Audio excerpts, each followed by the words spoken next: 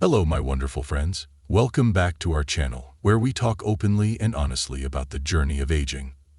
Today, I want to have a heart-to-heart conversation about something we don't discuss often enough: those unexpected changes in behavior and habits that can happen as we age. I know many of you watching are vibrant, active, and determined to make the most of your golden years. That's precisely why this conversation is so important. Knowledge is power, and understanding these potential changes can help us recognize them early, address them proactively, and maintain our independence and dignity. These aren't just normal parts of aging that we must accept without question. Many of these behaviors can be signals, sometimes subtle, sometimes obvious, that something needs our attention. The wonderful news is that with awareness and proper support, many of these issues can be addressed, improved, or even prevented altogether. So let's dive into these 12 unpleasant things that can happen as we age, that nobody seems to warn us about. My goal isn't to alarm you, but to empower you with information that could make all the difference in your quality of life, or that of someone you love. The 12 unpleasant behaviors and their significance. 1. Becoming increasingly rigid in routines and resistant to change.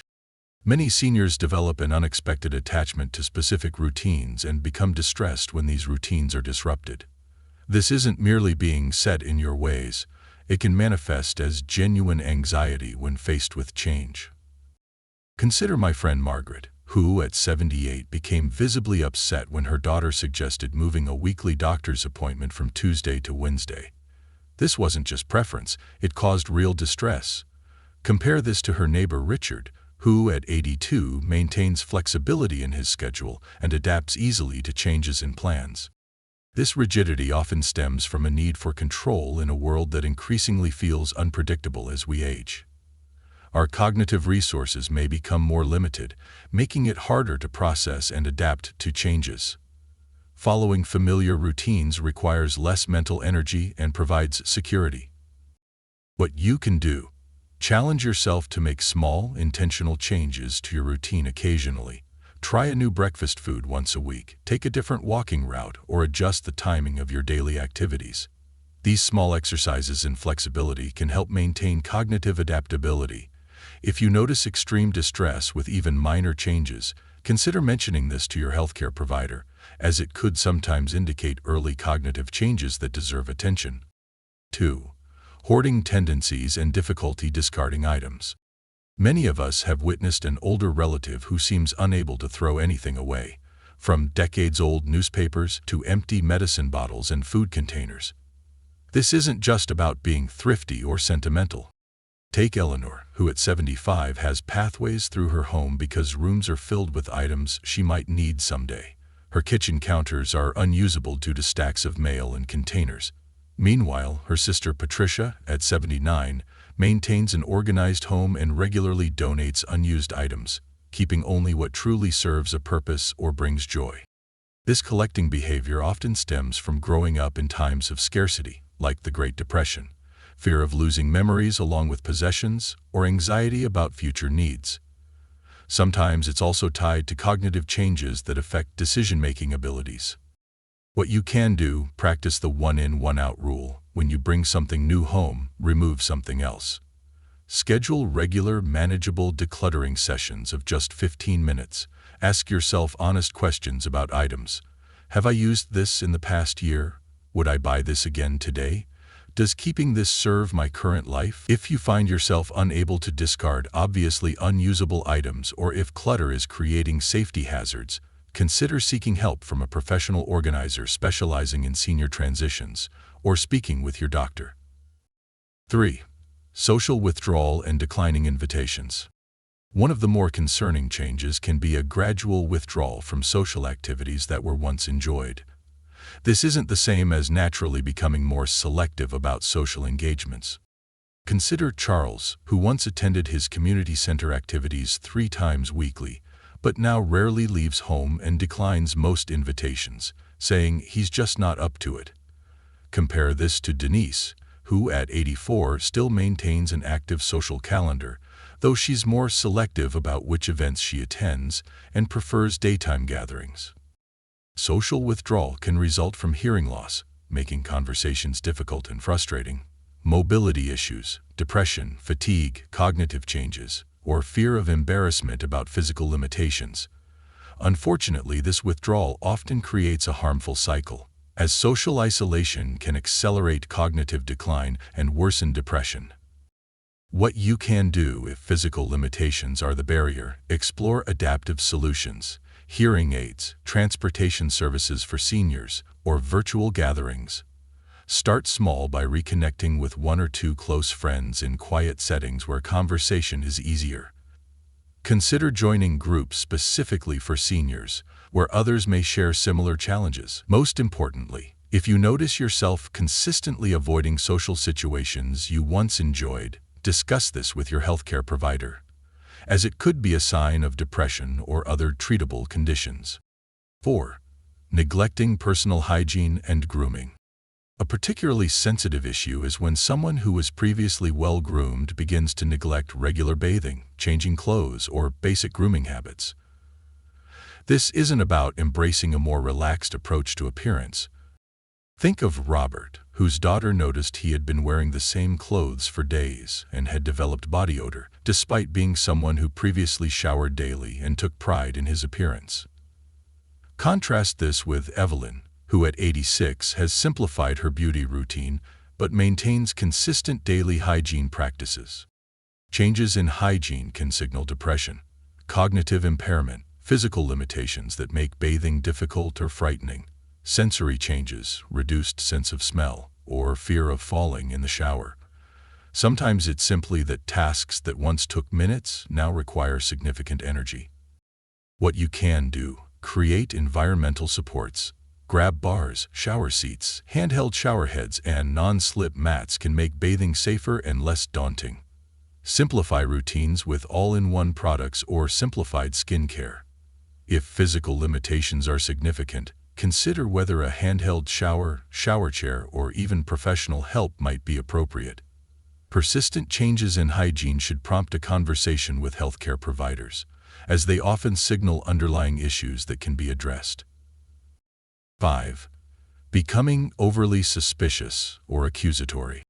This can be one of the most distressing changes for both seniors and their loved ones. Developing unfounded suspicions, like believing neighbors are stealing mail, caregivers are taking money, or family members have harmful intentions. Consider Martha, who began accusing her home health aide of stealing jewelry, despite the items later being found in unusual places Martha had put them. Compare this to William, who at 88 maintains a healthy level of caution about potential scams, but doesn't develop unfounded suspicions about those close to him. While some increased caution is wise, seniors are indeed targeted for scams. Persistent, unfounded suspicions often signal cognitive changes, sensory deficits, mishearing conversations, or sometimes medication side effects. Memory gaps can lead to confusion about where items were placed, leading to accusations of theft. What you can do: if you find yourself harboring suspicions, try keeping a notebook to record where important items are placed. Consider installing simple security measures like a doorbell camera for peace of mind. Most importantly, if you or loved ones notice persistent suspicious thinking, consider it a signal for cognitive evaluation. Many causes of increased paranoia are treatable, especially when identified early. 6. Repeating stories and questions excessively. While most of us repeat favorite stories occasionally, there's a difference between intentional retelling and genuinely forgetting you've shared the information multiple times in a short period. Think of Joseph, who tells the same World War II story 3 times during a single lunch, with no recognition he's repeating himself. Contrast this with Elizabeth, who might occasionally share favorite stories, but acknowledges the repetition with comments like, "You've probably heard this before, but..." Repetitive storytelling or questioning can signal memory changes, hearing difficulties, not registering responses, or sometimes a need for connection and validation when social opportunities are limited. What you can do: memory supports like note-taking, calendars, and routine checks of these tools can help. If you catch yourself about to share a story, you can gently ask, "Have I told you about this recently?" If you're concerned about significant memory changes, especially when accompanied by other cognitive changes, consulting with healthcare providers is important. Early intervention for memory changes can make a substantial difference in outcomes. 7.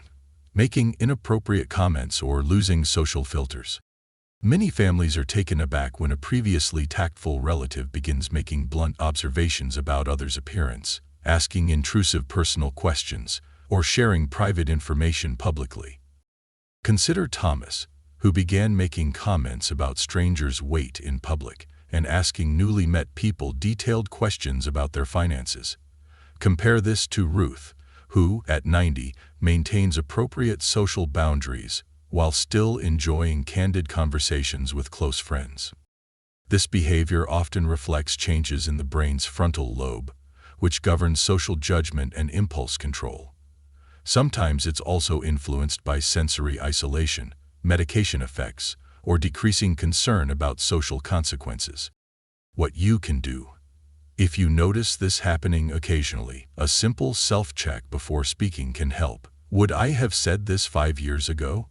For more persistent patterns, having a trusted person provide gentle feedback can be valuable.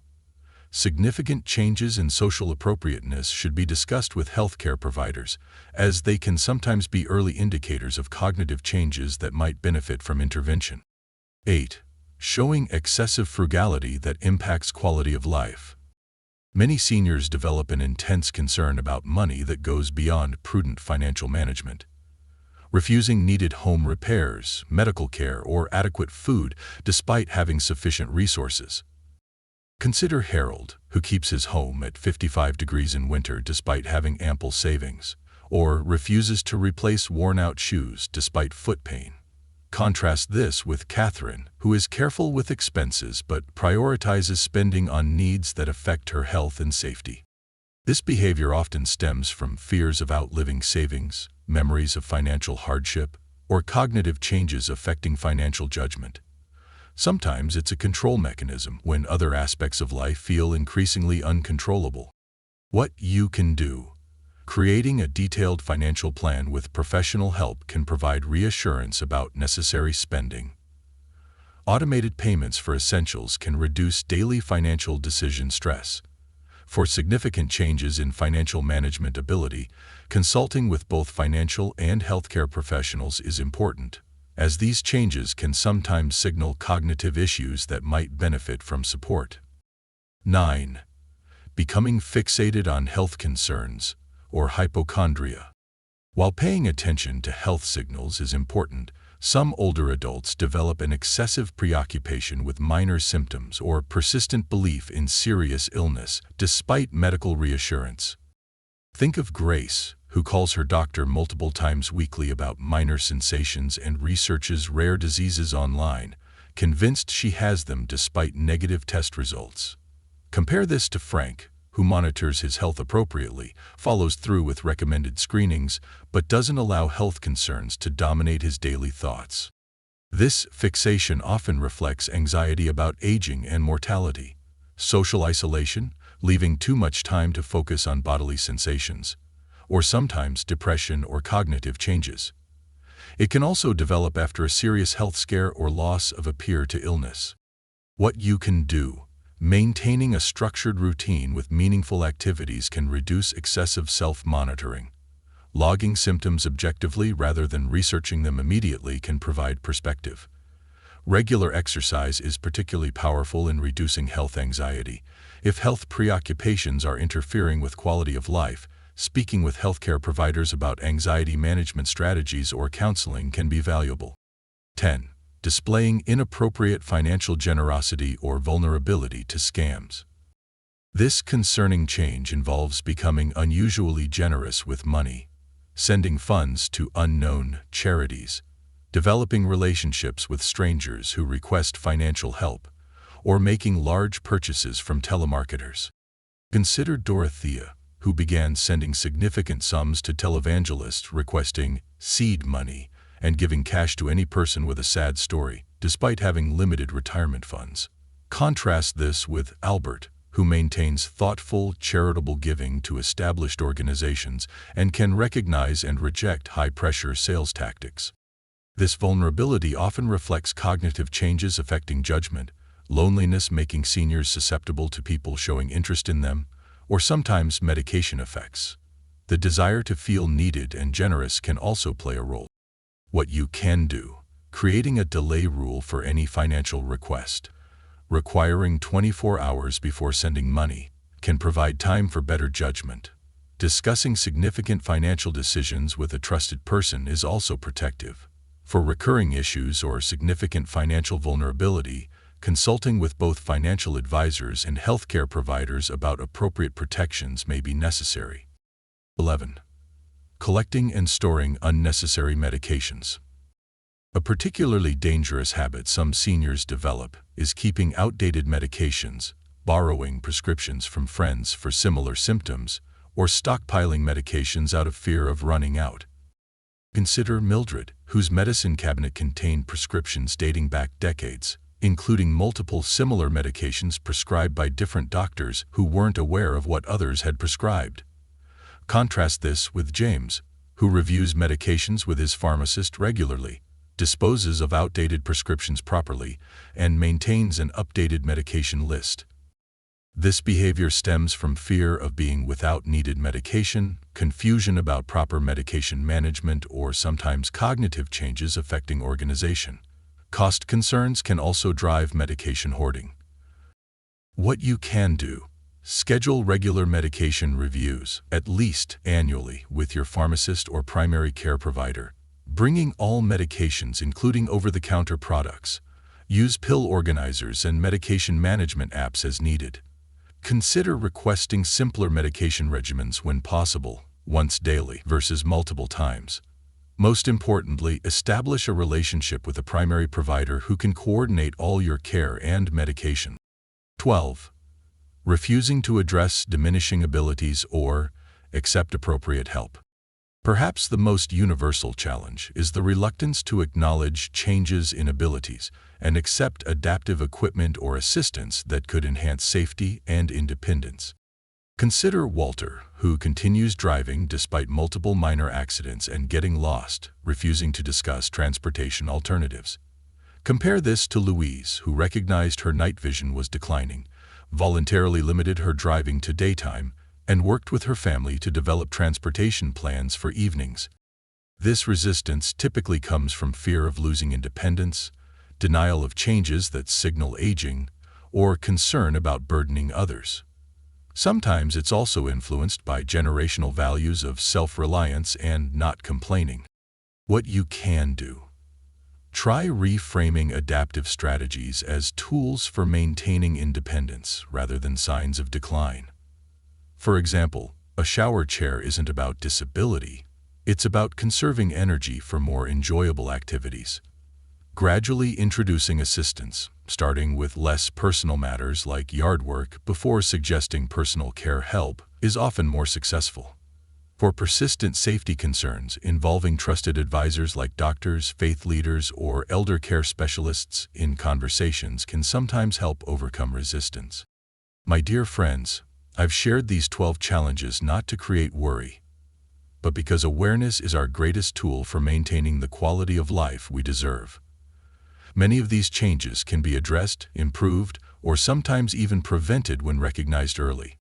The most important message I want to leave you with is this: these behaviors are not simply normal aging that must be accepted without question.